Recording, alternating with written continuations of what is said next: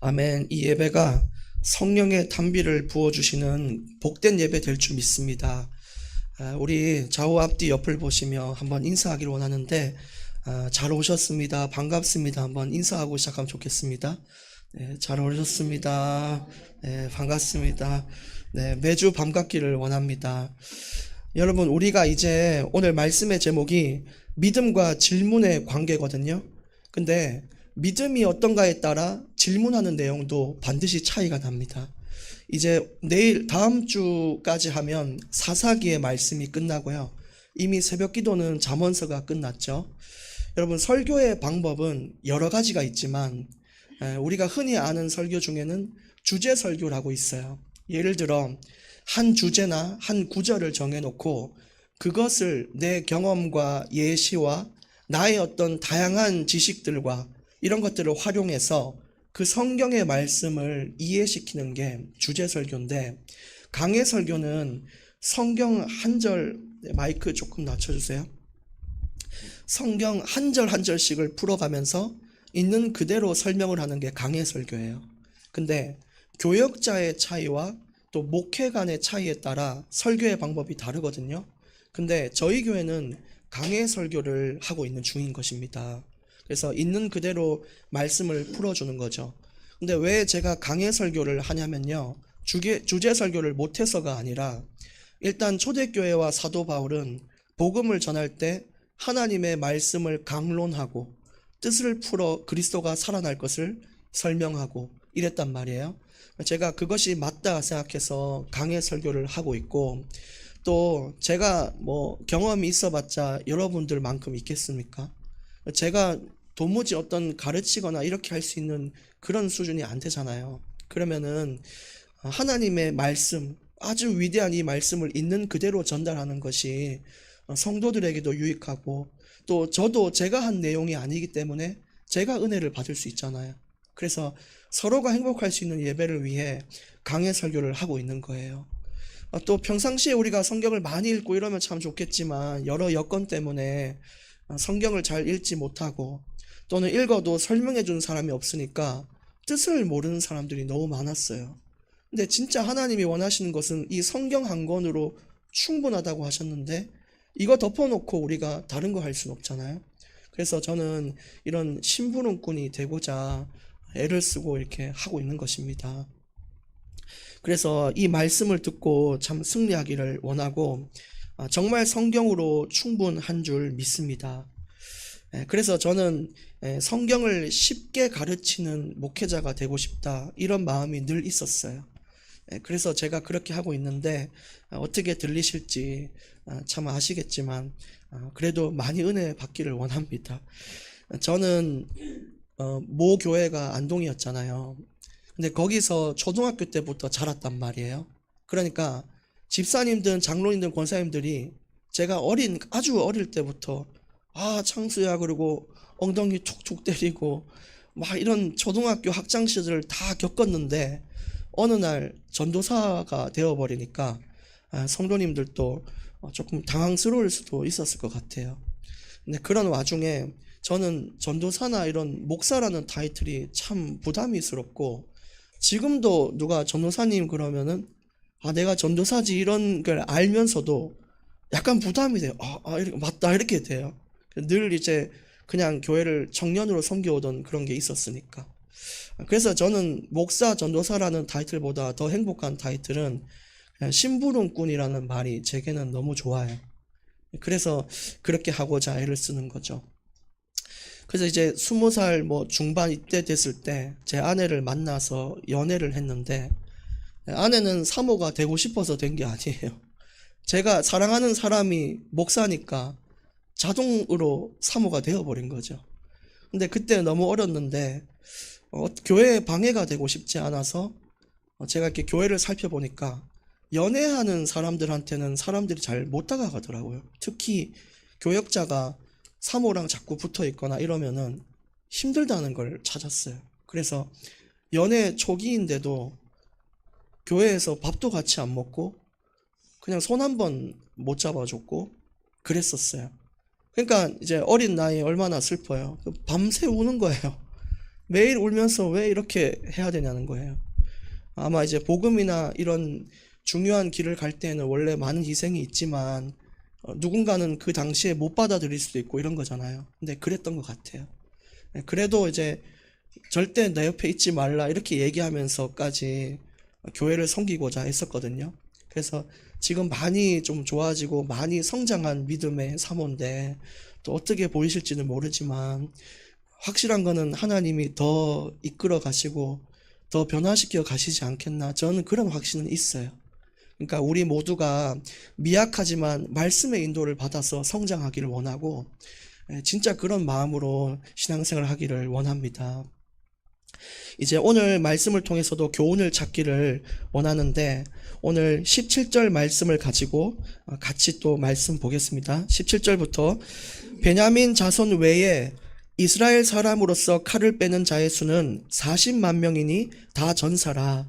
우리 지난 예배를 기억해 보시면 기브아라는 지역이 있는데 이 기브아는 베냐민에 속한 지역이었어요. 그러니까 사실은 베냐민 지파인 거죠. 근데 그들이 레위인의 첩을 희롱하고 죽게 만들었단 말이에요. 그것뿐만이 아니라 범죄가 얼마나 심각했냐면 동성애가 판을 치고 우상숭배가 극심한 그 당시의 시대를 나타내고 있어요. 죄악이 가득한데 회개조차 하지 않는 이 타락한 시대를 보면서 하나님께서는 시대를 경각심을 줄 수 있는 경고를 줘야겠다고 작정을 하셨어요. 그래서 이 레위인은 자신의 첩의 시신을 12조각으로 토막을 내서 각 지파에게 전달을 했습니다. 어떻게 이럴 수가 있냐고, 지금 보라면서 이게 이런 범죄가 말이 되냐. 그래서 안일하게 살던 12지파가 모이게 된 겁니다. 그때 모인 숫자가 40만 명이 모인 거예요. 군사가. 그러면서 우리가 이대로 되겠냐, 굉장히 충격적인 일이다. 하나님이 도대체 뭘 말씀하고 계신지를 찾아야 한다. 그렇게 충격을 주신 거예요. 우리 인생에도 자꾸 충격을 주신 이유가 여기에 있다 그랬습니다. 반드시 이 시대를 향한 심각성과 내가 이대로 살면 안 된다는 것을 말하기 위하여 하나님은 계속해서 인생을 충격하고 계시는 것이죠. 그 심각성을 알고 모인 40만 명이 하나님께 이제 질문을 하게 돼요. 18절에 보면 질문이 나오죠. 이스라엘 자손이 일어나 베델에 올라가서 하나님께 여쭈어 이르되, 자, 이게 첫 번째 질문이었습니다. 우리 중에 누가 먼저 올라가서 베냐민 자손과 싸우리이까? 그렇게 하니까 여호와께서 말씀하시되 유다가 먼저 갈지니라, 이렇게 얘기하신 거예요. 여러분, 이 질문을 보면 뭔가 이상한 걸 못 넣으시겠어요? 질문도 굉장히 종류가 다양하고 이제 수준이 있는데 이 질문 안에는 하나님이 들어올 틈이 전혀 없습니다. 그걸 느끼셔야 돼요. 우리가 이런 질문을 하지 않는가 고민해야 돼요. 마치 이런 거예요. 하나님, 사업할까요? 이렇게 물어봐야 되잖아요. 사업을 하는 게 맞습니까? 아닙니까? 물어봐야 되는데 사업하려고 하는데 어디 할까요? 그런 거예요. 그럼 하나님은 물어봤으니까 대답은 하겠죠. 뭐 인동에 해라. 지금도 마찬가지예요. 하나님, 우리 싸우는데 누가 먼저 싸울까요? 그럼 유다가 싸우라. 이렇게 얘기를 한 거예요. 그러니까 어떤 일이 일어났냐. 19절부터 또 봅시다. 이스라엘 자손이 아침에 일어나 기브아를 대하여 진을 치니라. 얼마나 설레는지요. 기도도 했죠. 하나님도 유다가 가서 싸우라고 응답도 받았죠. 이제 가면 승리할 거라는 엄청난 믿음을 가지고 가려고 하는 상황이에요. 우리 그럴 때 있잖아요. 기도했으니까 이제 잘 되겠지. 하나님께 질문했으니까 잘 되겠지. 근데 과연 잘 되나 오늘 한번 살펴보세요. 도대체 왜 그래도 안 되냐. 20절, 이스라엘 사람이 나가 베냐민과 싸우려고 진열을 갖추고 기브아에서 그들과 싸우고자 하매 베냐민 자손이 기브아에서 나와서 당일에 이스라엘 사람 2만 2천 명을 땅에 엎드려뜨렸으나 40만 명의 이스라엘 군사와 2만 6천 명의 베냐민의 군사들이 싸움이 붙은 거예요. 이스라엘은 질문도 했고 하나님이 유다가 가라고 이야기도 하셨어요. 근데 어떻게 됐냐? 이스라엘 군대 2만 2천 명이 죽고 1차전에서 패배를 하게 된 거예요. 아니, 얼마나 황당해요. 아니, 하나님 하라면서요. 유다가 가라고 그래서 내가 갔는데 하라는 대로 했는데 왜 그렇습니까? 근데 하나님께 하라고 한 게 아니라 인생의 답을 정해놓고 자꾸 질문을 하다 보니까 하나님이 원하는 보기는 빼요. 1, 2, 3, 4, 5번 중에 하나님 원하는 게 3번인데 1, 2, 4, 5를 갖다 놓고 질문해 놓고 거기서 하나님께 답을 구해 놓고 안 되면은 하나님 왜 질문했는데 안 되냐라고 이야기를 하는 거예요. 우리는 근본적인 질문을 하나님께 해야 됩니다. 22절에 이스라엘 사람들이 스스로 용기를 내어 첫날 진열을 갖추었던 곳에서 다시 전열을 갖추니라. 여러분 얼마나 황당합니까? 근데 하나님께 질문했을 때 하나님의 답을 기억해 보세요. 하나님이 이긴다고 한 적이 있었나요? 없었어요. 그냥 누가 먼저 싸울까요? 물어봤기 때문에 유다가 싸워 이렇게 얘기를 했지, 하나님은 싸우라고 한 적도 없고 이긴다고 한 적도 없어요. 근데 사람들이 하나님 앞에 답을 받았다고 착각을 하고 나중에 결과는 하나님을 원망하게 된다는 것이죠. 그 사업 어디 차릴까요? 얘기했길래 인동이나 저 어깨 쪽에 차리면 잘 될 겁니다 그랬는데 사업이 망하니까 하나님 어깨에 차리라면서요. 그래 네가 물어봤으니까 어깨에 차리라고 했지. 나는 네가 사업을 안 하길 원한다. 그게 하나님의 마음이었던 거죠. 23절 이스라엘 자손이 올라가 여호와 앞에서 저물도록 울며 여호와께 여쭈어 이르되, 자 이게 두 번째 질문입니다. 아까 첫 번째 질문이 있었죠. 어떻게 달라졌나? 내가 다시 나아가서 내 형제 베냐민 자손과 싸우리이까 하니 여호와께서 말씀하시되 올라가서 치라 하시니라. 여러분 운다고 해서 하나님이 봐주는 분이 아니시거든요. 진실된 마음을 하나님께 드리는 것이 중요한데 꼭 우리는 문제가 생기면 원인을 찾고자 하진 않고 그냥 울어요. 울면 하나님이 다 해줄 줄 알고. 그렇진 않아요. 여러분 눈물에 속는 사람들 진짜 많거든요. TV 보니까 뭐 불륜이네 뭐네 문제가 생겼는데 남자나 여자가 울면 또 용서해줘요. 그래 뭐 네가 참 뉘우치는구나. 그 눈물에 속아서 용서해주면 또 문제 생기고 또 문제 생겨서 결국은 눈물이 근본적인 것이 아니거든요. 근데 계속 울어요. 이 사람 울기만 해. 계속 울면서 다른 질문을 던져야 되는데 울면서 또 하는 질문이 하나님 계속 싸우면 되지요 이거예요. 하나님 이제 계속 싸우면 되죠 이렇게 묻는 거예요. 여러분 원래는 우리가 질문할 때 하나님 뜻이 무엇입니까? 싸우는 게 맞나요 아닌가요? 내가 지금 가야 할까요 멈춰야 할까요? 이걸 물어보는 게 진짜 근본적인 질문인데 모든 답을 정해놓고 하나님 누가 먼저 싸울까요? 계속 싸우면 되죠. 그럼 하나님은 당연히 보기가 없으니까 그래 해라 이렇게 이야기를 한 거예요. 그 다음에 24절 그 이틀날에 이스라엘 자손이 베냐민 자손을 치러 나가매 베냐민도 그 이틀날에 기브아에서 그들을 치러 나와서 다시 이스라엘 자손 18,000명을 땅에 엎드려뜨렸으니 다 칼을 빼는 자였더라. 이제 2차 전쟁이 일어났습니다. 울면서 또 질문하고 나아갔는데 어떤 일이 일어났죠? 이스라엘의 군사가 18,000명이 죽고 베냐민이 또 이긴 거예요. 여러분 40만 명과 26,000명의 싸움인데도 이길 수가 없어요. 이길 수가. 정말 여러분 우리 인생에는요 어떤 질문이 필요할까요? 나는 한 주간 어떤 질문을 하나님께 해왔을까요? 참 우리에게 중요한 걸 던지고 있죠. 26절 이에 온 이스라엘 자손 모든 백성이 올라가 베델에 이르며 이제 달라졌습니다. 보세요. 이제 이들의 자세가 어떻게 달라졌냐? 네 가지로 바뀌었어요. 첫 번째 울며, 우는 건 똑같아요. 거기서 여호와 앞에 앉아서 그날이 저물도록. 두 번째입니다. 금식하고. 여러분 이 금식이라는 것은 나를 포기한다라는 의미가 있어요. 하루 종일 사실 이 당시에 하루 종일 하는 게 뭐냐면 식사 차리는 거예요. 여러분 우리 가정에서 주부로 있으면 알잖아요. 아침 차리고 돌아서면 점심이고 점심 차리고 돌아서면 저녁이란 말이에요. 근데 당시에는 이런 것들이 집안에 식구들이 너무 많으니까 예를 들어 예수님 계실 때 3,000명이 모여서 매 끼를 식사한다 생각해 보세요. 아침 3,000분 차리고 점심 3,000분 차리고 저녁 3,000분 차리니까 말씀 전하는 사람도 없고 기도하는 사람도 없고 하루 종일 이렇게만 있는 거예요. 그래서 7 집사를 따로 세우잖아요. 니들 음식하는 사람들 따로 하고 말씀에 전무하는 사람을 따로 세우자. 근데 금식한다는 뜻은 하루의 3분의 2를 동안 하는 걸 안 한다는 뜻이에요. 그럼 그 시간에 뭘로 대체하냐? 기도한다는 거거든요. 그러니까 엄청나게 하나님 앞에 기도하는 시간을 가진 거죠. 그리고 그 세 번째가 번제예요. 진짜 예배를 드리기 시작했던 거죠.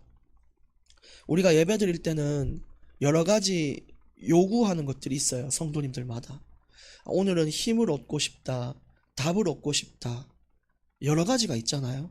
근데 그것도 정말 해야 돼요. 무조건 해야 되는 건데 그 첫 번째의 이 번제의 의미는 뭐냐면 하나님을 경배합니다라는 의미를 갖고 드리는 예배예요.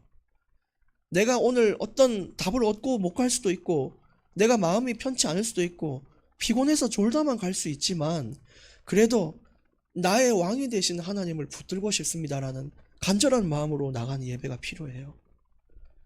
그냥 그게 좋은 거예요. 그 다음에 네 번째가 화목제인데 화목제는 하나님과의 관계 회복을 뜻하거든요. 이제 이들이 정신을 차렸던 것이 내가 그냥 싸우는 것이 중요한 게 아니라 하나님과의 관계가 회복되는 것이 중요하구나. 내가 지금껏 하나님과의 관계 회복을 위한 질문은 전혀 하지 않고 내 인생의 길을 찾기 위한 질문만 했구나 라는 것을 찾게 되는 거예요. 그래서 이걸 위해 하나님은 패배시키는 겁니다. 27절에 이스라엘 자손이 여호와께 물으니라. 그때에는 하나님의 언약궤가 있고 이 아론의 손자인 엘르아살의 아들 비느하스가 그 앞에 모시고 섰더라. 이스라엘 자손들이 여쭙기를, 자, 세 번째 질문입니다. 이제 질문이 어떻게 달라졌냐? 우리가 다시 나아가 내 형제 베냐민 자손과 싸우리까 하고 뭐 나와요? 말리까. 하나님, 내가 갈까요 멈출까요를 인생의 질문을 던지는 거예요. 하나님, 이게 맞나요 아닌가요를 묻는 거예요.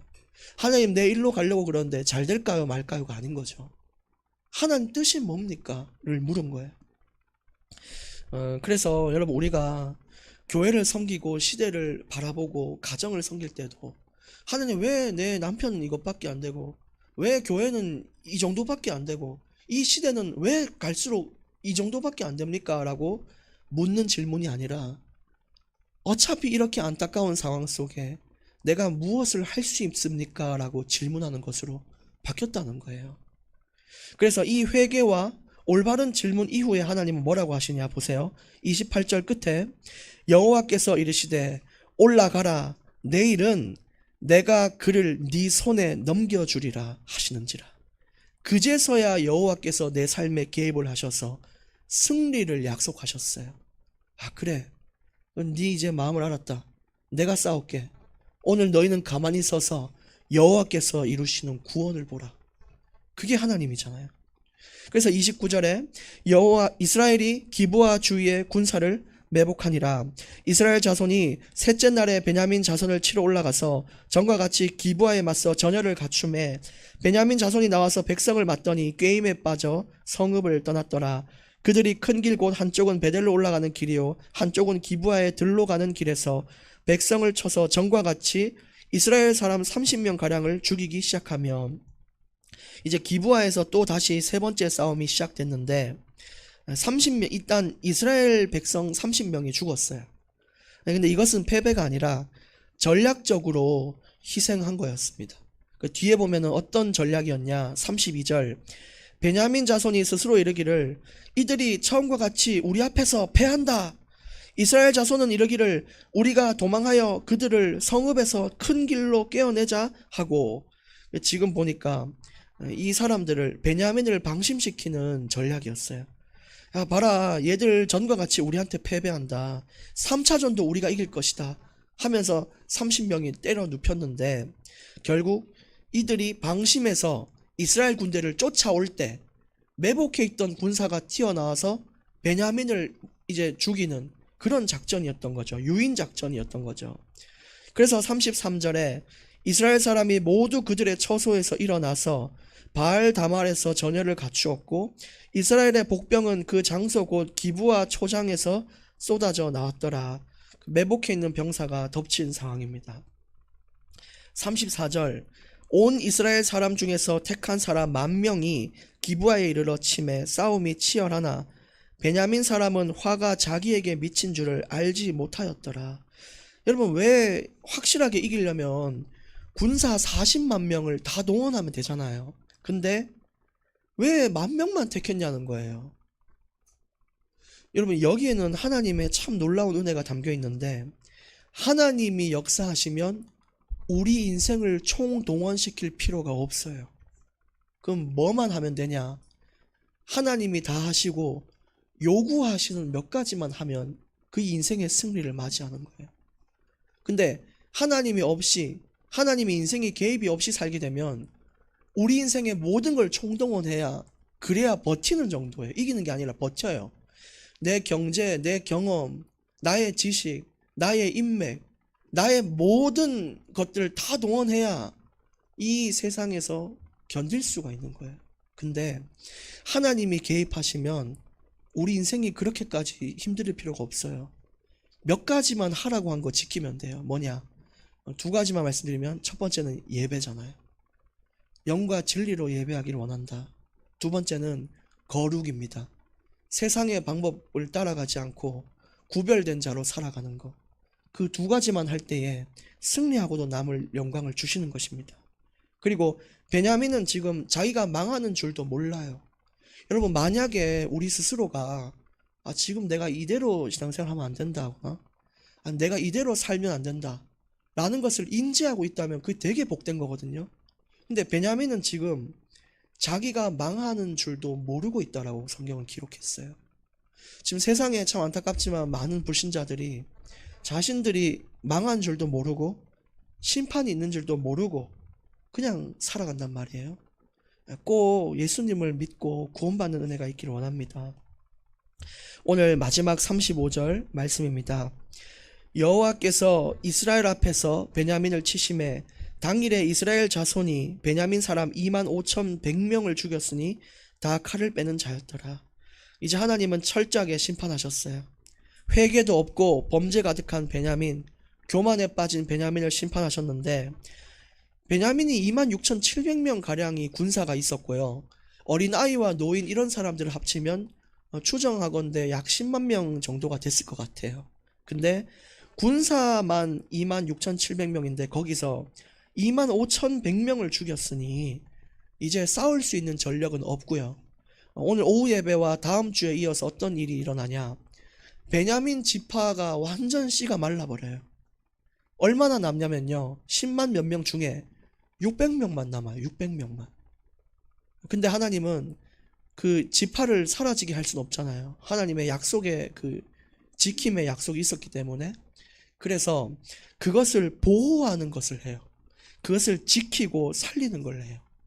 그래서 철저하게 씨를 다 말리고 한 지파가 사라질 위기지만 하나님은 자비를 베푸시게 된 것이죠.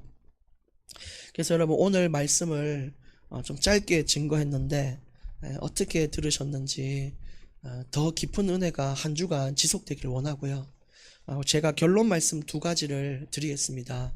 첫 번째는 내 인생에 하나님이 들어오실 틈이 있는가 라는 것이에요. 하나님이 내 인생에 개입할 수 있는 질문을 과연 드리고 있는가, 그런 것인데, 한번 고민하면서 한 주를 살아보시면 정말 하나님 주신 평안이 넘칠 거라고 저는 확신합니다.